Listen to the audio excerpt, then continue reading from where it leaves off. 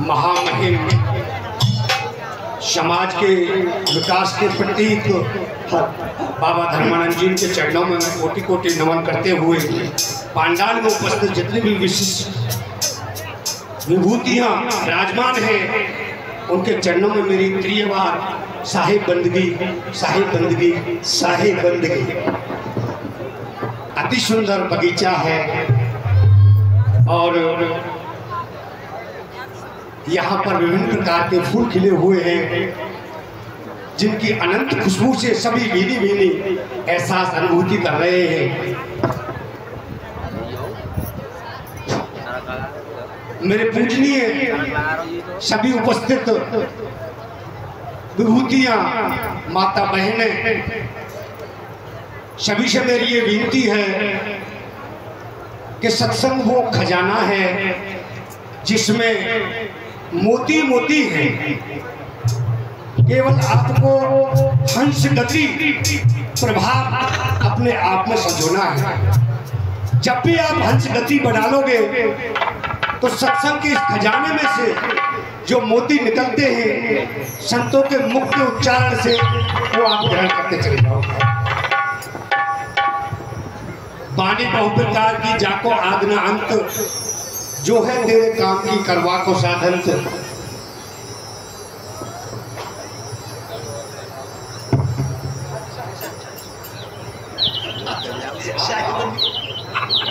तो साहिब जी, मैं सभी से विनम्रता से निवेदन करूंगा, हमारा बड़ा शांति से सुने। बातों बातों में ही जीवन निकल जाता है।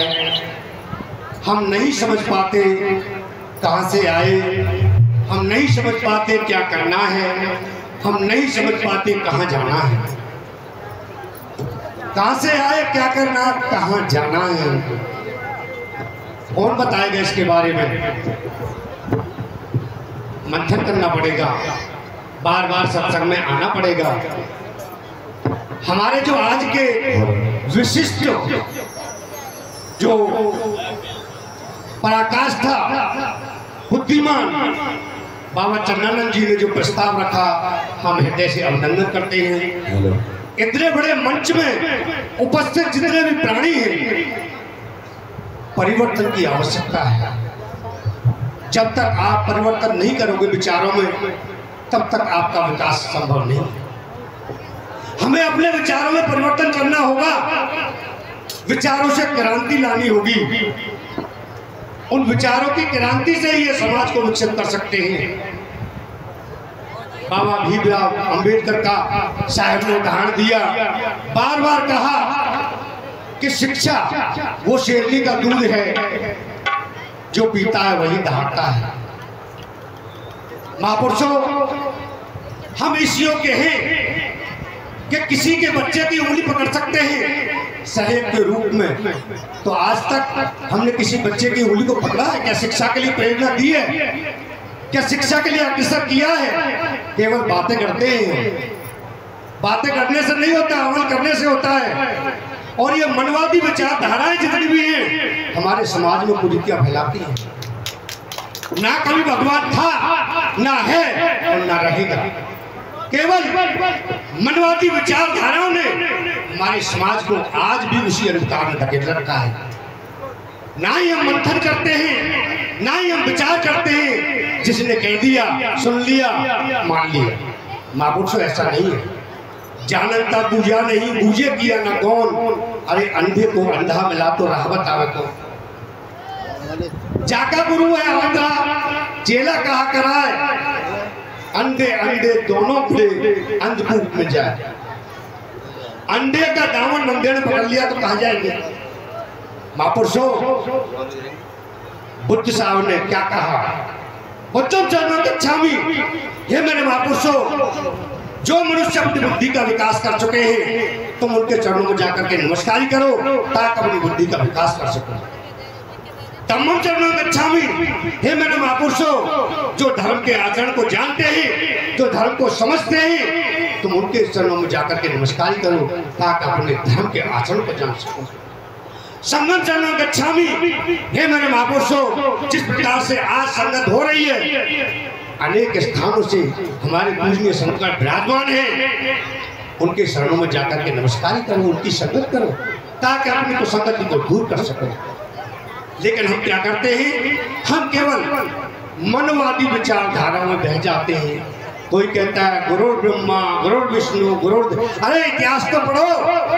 उस ब्रह्मा विष्णु महेश ने हमको आपको क्या दिया आज तक? जिनकी कथाएं सुनोगे, सुनते सुनते कान बंद हो जाएंगे। जब समाज को ब्रह्मा विष्णु नाम लेने का अधिकार नहीं था, दबा कुचला जाता था। जब समाज जागृत हुआ, इनका अर्थ निकाला, अब इनके ऊपर ये दबाव देते कि आप तो ब्रह्मा विष्णु महेश को नहीं मानते। महापुरुषों, मेरी बात को बुरा मत मानना। अनुभव जब तक नहीं होता तब तक अंधा होता आदमी। अनुभव बिन ज्ञान नहीं, ज्ञान बिन सार नहीं, सार बिन जीव सदा रहे अनुमान में। अनुभव बिन ज्ञात नहीं, ज्ञात बिन सार नहीं, सार बिन जीव सदा थोटे ही ध्यान में। अरे भोग में जो योग करे, गुरु सर चित्त धरे, अपने को खेत जो तलवार रहे म्यान में। मटोल शब्द स्वरूप तेरा, गुरु भक्ति से मेरा, छोड़ दे तू लिप्त रहना झूठे से किसान। महापुरुषों, मानंदी